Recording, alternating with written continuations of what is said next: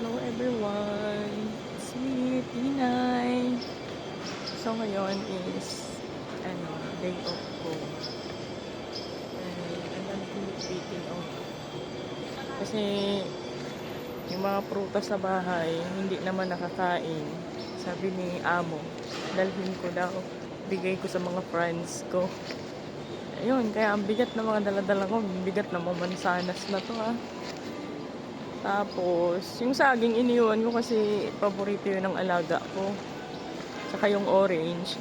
Sa akin naman, syempre. Hindi kasi ako mahilig sa apple And then, yung mga kutkutin, tulad ng mga nuts.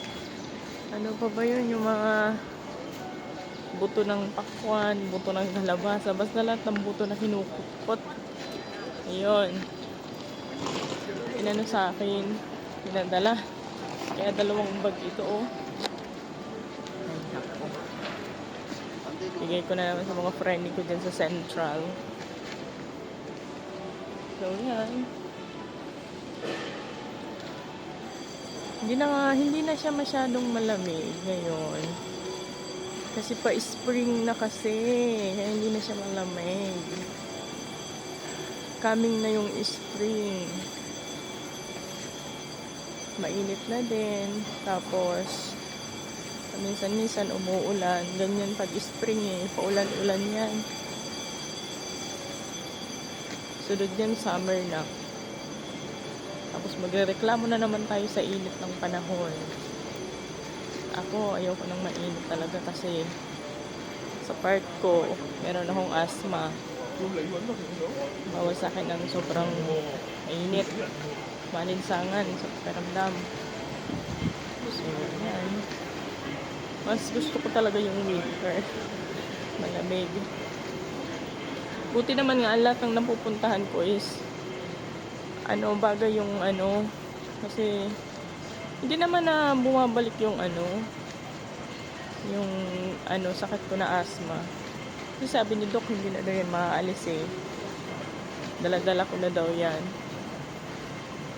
Yung minsan, pag talagang sobrang init yan, inaatake ako, or stress. So, ganun. And ngayon, ito na ako. Dito na, malapit na ako dito sa tambayan namin. Punta ako doon.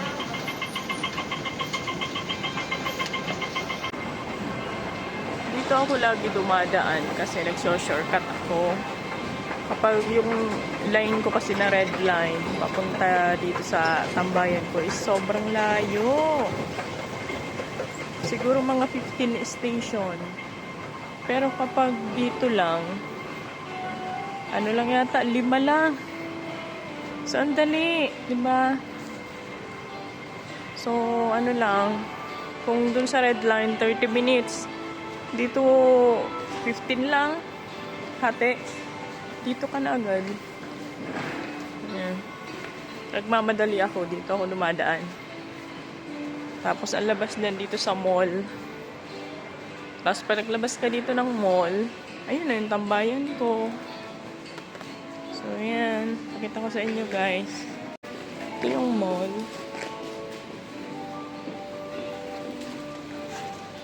Ayan.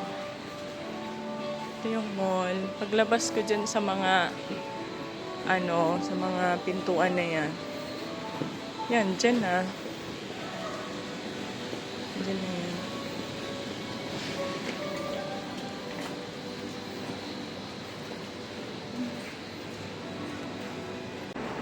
Ayan, dito lang ako guys tumatambay. Ayan. Diyan yung parang plaza-plaza nila dito. Dito lang. Ayan.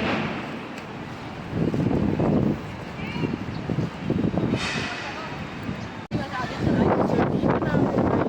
Dito na. So, mahangin ba? Mahangin nga. Tiyangga lang. Ayan o, mahangin nga guys.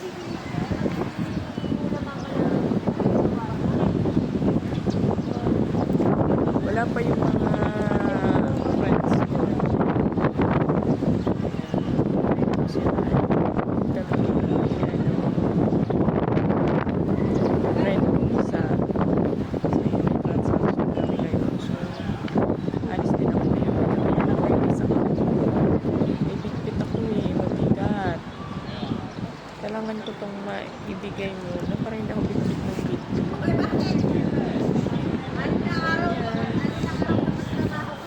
lang yung ano namin guys, tambay dito. Tapos pag may naisipan na puntahan na lugar, pasyal-pasyal, mag-picture-picture, punta kami doon.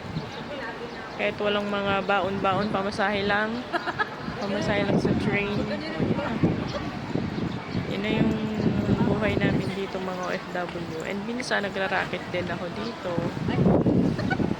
Ayan. Para kahit pa paano yung ano, yung pagkain, libre na. So ayan guys.